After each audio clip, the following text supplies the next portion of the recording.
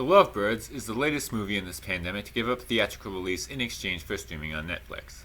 I was interested because it's the second film from Michael Showalter, director of The Big Sick. I even put it as an honorable mention on my most anticipated of 2020 list.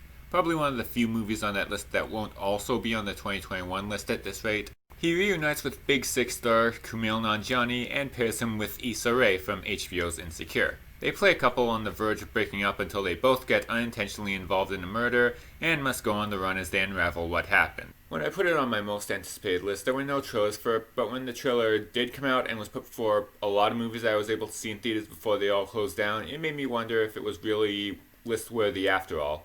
It didn't look very much like The Big Sick, more like a generic action comedy that may even be a little too similar to that date night movie from 10 years ago with Steve Carell and Tina Fey.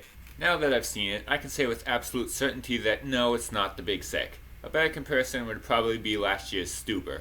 Like that movie, it's an action comedy with Nanjiani as a normal man thrust in over his head with criminals that has pretty much the same strengths and weaknesses. First, the positives. There's great chemistry between the two leads and there are some pretty funny scenes. However, the humor as a whole is pretty hit and miss.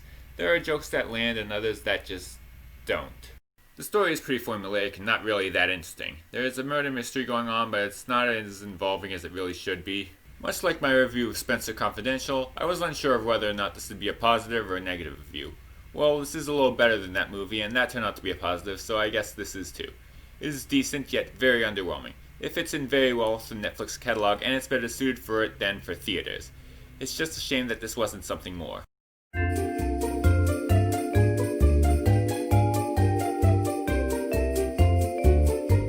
Now let's talk about a movie that actually made the most anticipated list, Onward.